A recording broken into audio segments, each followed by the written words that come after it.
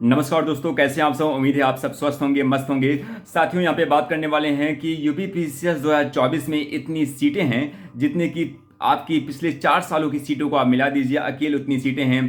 तो साथियों, ये सुनहरा अवसर है आप सभी के लिए, इसको पॉजिटिव वे में लेना है और एग्जाम को क्लियर कर जाना है। तो साथियों, यहाँ पे बात करने वाले हैं प्रीलिम्स और मेंस एग्जाम में कौन कौन सी गलतियों से आपको बचना है। तो वो 4 गलतियों को मैं यहाँ पे बात करने वाला हूँ जिसको आपको ध्यान जरूर रखना है। साथ में बात करेंगे यूपीपीसीएस 2024 की प्रीलिम्स की एग्जाम डेट के बारे में बात करेंगे। तो वो 4 गलतियां कौन सी है जिसको आपको ध्यान में रखना है।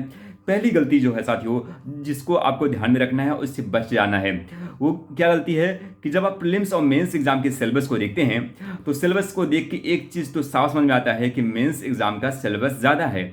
जी हाँ, जब मेंस एग्जाम का सिलेबस ज्यादा है तो आपको मेंस एग्जाम पे ज्यादा समय देना पड़ेगा। जिस स्पष्ट और क्लियर है कि मेंस एग्जाम को ज़्यादा आपको समय देना पड़ेगा, क्योंकि उसमें आपके 4 पेपर जीएस के, 2 पेपर आपका यूपी स्पेशल, इसके बाद फ्रेंड्स हिंदी और एसए का पेपर है। तो इसके जो सिलेबस है इसको कवर करना पड़ेगा, अच्छे से रिवाइज करना पड़ेगा, नोट्स बनाना पड़ेगा। तो ज़्यादा समय आपको मेंस एग्जाम पे देना है।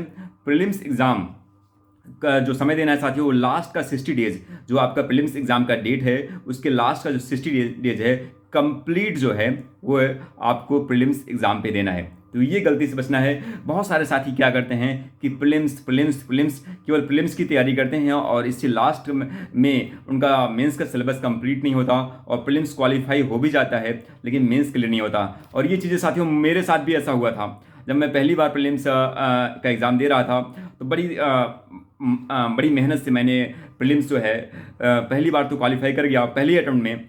लेकिन हुआ क्या कि मेंस का सिलेबस अच्छे से कंप्लीट नहीं था, ऑप्शनल पेपर होता था। अब तो ऑप्शनल अच्छे से तैयार था नहीं और आपका मेंस क्लियर नहीं हो पाया। तो ये चीज़ें साथियों मेरे साथ भी हुआ है। इसी वजह से मैं आपको बता रहा हूँ कि आपको ये ध्यान रखना है कि मेंस एग्जाम का सिलेबस जो है आपको कवर कर लेना है, ठीक है। और प्रीलिम्स आपका 60 डेज में हो जाता है। अगर आपने मेंस को तैयार किया है तो 60 डेज में आपका प्रीलिम्स क्लियर हो जाता है। अब दूसरी चीज आपको ध्यान रखना है साथियों, लिमिटेड बुक्स। ये बहुत जरूरी है। लिमिटेड बुक्स आपके लिए बहुत इंपॉर्टेंट है कि चाहे आप एनसीईआरटी, 3 चीजें लोग पढ़ते हैं नॉर्मली, एनसीईआरटी, स्टैंडर्ड और कोचिंग के नोट्स। तो जो भी आप किताब पढ़िए, एक चीज ध्यान रखिएगा, एक रूल, एक सब्जेक्ट एक बुक, एक सब्जेक्ट एक नोट्स। जी हाँ, ये रूल्स आप ध्यान रखिएगा। जैसे आपने मॉडर्न हिस्ट्री पढ़ रहे हैं तो अगर आपने स्पेक्ट्रम पढ़ रहे हैं तो आप केवल स्पेक्ट्रम ही पढ़िएगा। अगर आप पॉलिटी पढ़ रहे हैं तो एम लक्ष्मीकांत पढ़ रहे हैं तो केवल एम लक्ष्मीकांत ही पढ़िएगा। तो ऐसा, क्योंकि साथियों अगर आप रिवीजन नहीं करेंगे तो फिर किसी काम का नहीं, क्योंकि चीज़ें याद रहना बहुत ज़रूरी है। जीएस में चीज़ें अगर याद रहेंगी तभी आप एग्जाम में अपना 100% दे पाएंगे, ठीक है। ये चीज़ें क्लियर है। तो लिमिटेड बुक्स प्रीलिम्स के लिए भी और मेंस के लिए भी। जो भी आप बुक्स पढ़ रहे हैं, मेंस के लिए ज़्यादातर आप कोचिंग के नोट्स देखते हैं तो कोचिंग के नोट्स आप उसको लीजिए और उसको नोट्स को आप 2-3 बार उसको अच्छे से पढ़िए। उसके बाद अपना जो है नोट्स बना लीजिए 50-50 पेज का।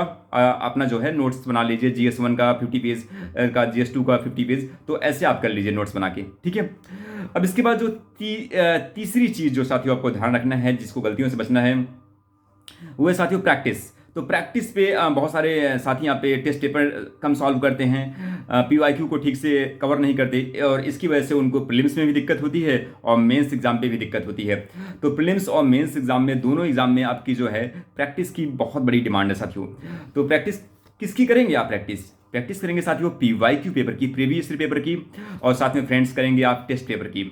तो इसके लिए मैं आपसे कहूँगा कि अगर आप प्रीलिम्स की तैयारी करते हैं तो जैसे आप घटना चक्र की आती है, युद्ध की आती है, तो पीवाईक्यू को आता है, तो इसको आप पिछले 15 साल 20 साल के पेपर को अगर आप सॉल्व कर लेंगे तो आपके लिए प्रीलिम्स इजीली जो क्वालिफाई हो सकता है। साथ में फ्रेंड्स मेंस के लिए भी, जैसे 2018 से आपका सिलेबस चेंज हुआ है तो 2018 से लेकर 2023 तक का जो आपका पीवाईक्यू है मेंस का पेपर का, उसको आप प्रैक्टिस कर सकते हैं। और फ्रेंड्स टेस्ट पेपर जो है, कोचिंग के टेस्ट पेपर हो गए, उसको लाइए। अगर आप कोचिंग में टेस्ट सीरीज ज्वाइन नहीं कर रहे हैं तो जो है मार्केट में आपको मिल जाएगी, PDF मिल जाएगा, उसको लाइए और घर में उसकी प्रैक्टिस करिए।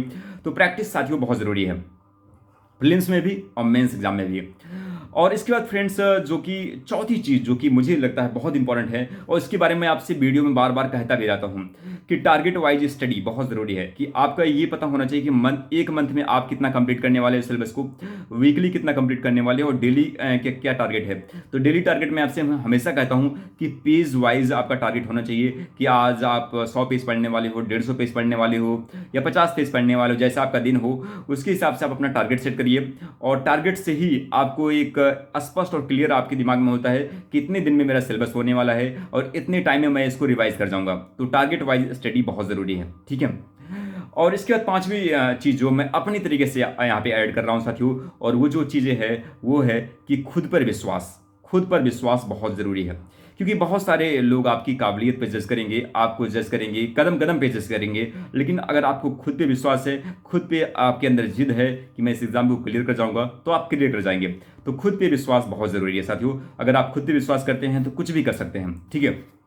तो ये बहुत ज़रूरी है। साथ ही फ्रेंड्स, अगर बात करें यूपीपीसीएस 2024 का जो प्रीलिम्स का एग्ज़ाम डेट है, जो कि एक्सपेक्टेड है, और इसकी जो सोर्सेस से इसकी न्यूज़ आ रही है कि ये एग्ज़ाम आपका जो है मार्च के लास्ट या अप्रैल के फर्स्ट वीक में जा सकता है। मोस्टली जो चांसेज है कि अप्रैल के फर्स्ट वीक 2025 में ये एग्ज़ाम आपका हो सकता है, जो कि अभी चांसेस लग रहा है। क्योंकि साथियों अभी आपकी एसओपी में चेंजेस आएंगे, फिर इसमें कई सारी प्रक्रियाएं होती हैं जो कि काफ़ी चेंजेस होता है, और इसके बाद आपका जनवरी में आपका कुंभ हो जाएगा, जनवरी फरवरी तक कुंभ भी चलेगा, मार्च में आपका बोर्ड एग्जाम है, और एसओपी को चेंज करके जो डिमांड रखी गई थी 10 से 20 किलोमीटर करने का, तो वो सब प्रक्रियाओं को करने में काफ़ी आपका दिसंबर पूरा निकल जाएगा, और उसके बाद कुंभ का पीरियड आ जाएगा, फिर उसके बाद बोर्ड एग्जाम आ जाएंगे, और इसके बाद जो लास्ट का मार्च और अप्रैल का जो फर्स्ट वीक है यही आपका है कि इसी में आपका एग्ज़ाम होने की कोई डेट आएगा। तो ये डेट जो है साथियों 10 नवंबर तक मुझे उम्मीद है कि आपकी डेट्स आ जाएंगी।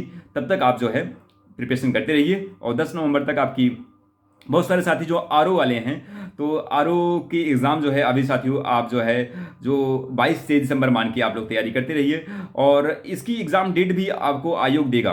क्योंकि अगर उसको 22 दिसंबर को करवाना है, क्योंकि ऑफिशियल तो अभी आया नहीं 22 दिसंबर, वो तो एक वायरल लेटर हुआ था, उसकी वजह से आपको पता चला है।